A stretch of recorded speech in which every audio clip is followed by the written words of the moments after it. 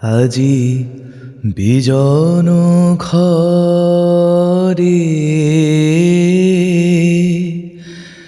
নিশীথ রাতে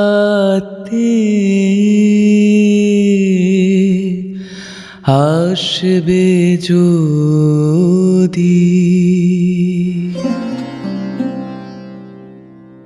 কবি, কবি,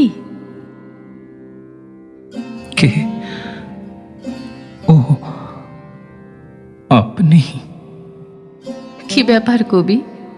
গালে হাত দিয়ে যে ভেবেই চলেছ নতুন কোনো কবিতা আসছে না বুঝি? না, আসছে না। একটা অস্থির ভাব। নাকি লুকিয়ে রাখছো কিছু? মনের ঘরে কি কোনো রাজকন্যা উঁকি দিয়েছে? ডুবে ডুবে জল খাচ্ছ, তাই তো? রসিকতা আপনি করতেই পারেন, তবে সেরকম কিছুই নয়।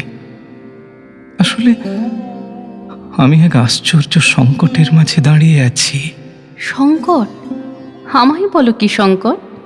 তোমার সব সমস্যার সমাধান আমার হাতের মুঠোয়। জীবনে পেয়েছি আদেশ, নির্দেশ, উপদেশ, প্রহরা, নিরাপত্তা। পাইনি আদর, স্নেহ, মমতার পরশ তেমন করে। ফাঁকি দিয়ে ভর্তি জীবনে যে প্যাকেটে এসেছিল, ভরে দিয়েছিল জীবন সুধারসে, তাকে আজ বিদায় জানাবার আদেশ এসেছে। ও, তাই বুঝি এত চঞ্চলতা? এক কাজ করো, বেশি না ভেবে আমাকে নিয়েই লেখো। ধরে নাও আমি সেই পাখিটি। আমার চোখের দিকে তাকাও, দেখো পুঞ্জীভূত হয়ে আছে অনন্ত বেদনা। মাফ করবেন কাদম্বরী দেবী, আপনাকে নিয়ে আর কিছু লিখব না।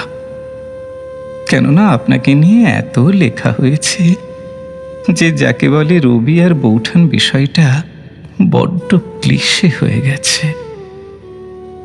অনেকের কাছে তাই নেহাত একঘেয়ে। কেউ আর আপনাদের ব্যাপারে আগ্রহ দেখাতে চাইছেন না। আবার অনেকের কাছে আপনাদের বিষয়টা পরকীয়ার, তাই অস্বস্তিকর। বলো কি, এই রকম ব্যাপার? তার মানে সত্যি সত্যি আমার মৃত্যু হতে চলেছে।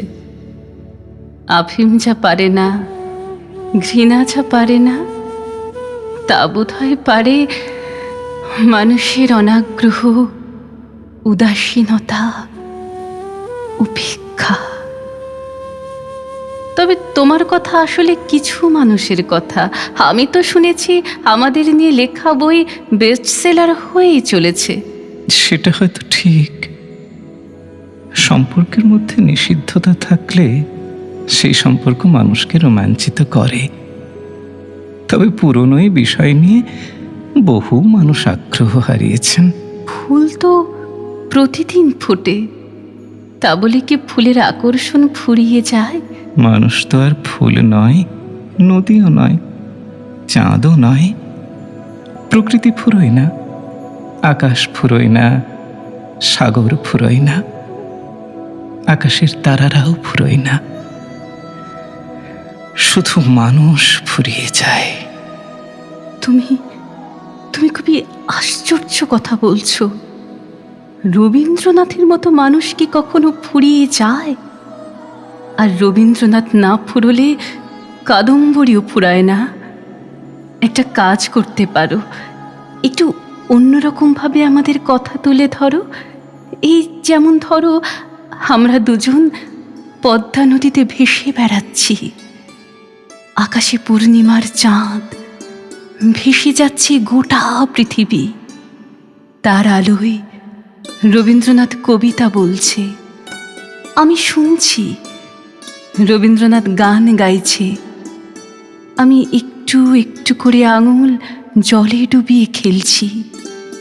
কিংবা কল্পনার ডানায় ভর দিয়ে আরো অনেক রকম গল্প লেখো রহস্যের সুতোয় গেঁথে, তাহলে হয়তো মানুষ নতুন কিছু পাবে, আর নতুন কিছুর টানে আমাদের পড়বে, হয়তো পড়াবেও। কিন্তু কিন্তু এসব তো সত্য নয়। হতেও তো পারে। আসলে আমাদের যত কথা প্রকাশিত, তার থেকে অনেক বেশি কথা অপ্রকাশিত।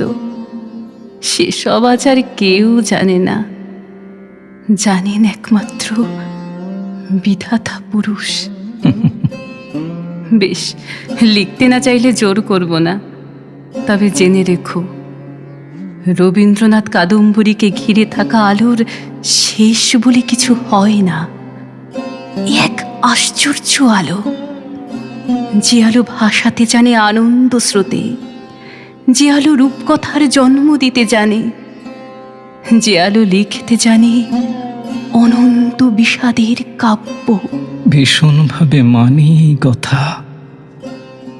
বৌঠান, একটা কথা বলছি, কিছু মনে করবেন না। এভাবে যখন তখন আপনি আর আমার কাছে আসবেন না। জানেনই তো কয়েক মাস পর আমার বিবাহ। তার মানে যা শুনেছিলাম তা সত্য। যাক, আমি ভারমুক্ত হলাম। যাই, এবার সংগ্রহ করি আফিমের গুলি। কেন এরকম বাসনা? এই বাসনা থেকে কি মুক্ত হওয়া যায় না? কেন রবিকে রিক্ত করার আয়োজন বারে বারে? আশ্রয়হীন হয়ে মানুষ বাঁচতে পারে না কবি। একটা আশ্রয় তার চাই চাই। বৌঠান, পার্থিব সব আশ্রয় হারিয়ে যখন মানুষ একা হয়ে যায়, তখন বিধাতার আশ্রয়টি প্রার্থিত হয়ে ওঠে। তোমাকে আমি দোষ দিই না, কাদম্বরীর এটাই চিরকালের ভবিতব্য। ভালো থেকো কবি।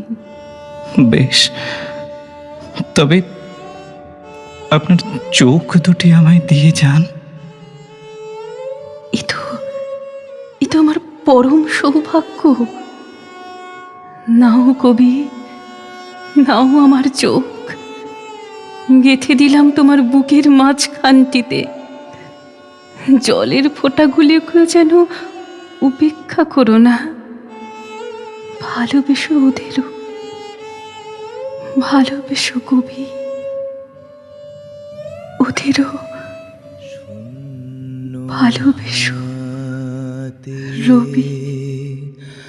আমি তাইতে কি হয় মানি, জানি জানি বন্ধু, জানি তোমার আছে তো হাতখানি, আজি বিজন ঘরে।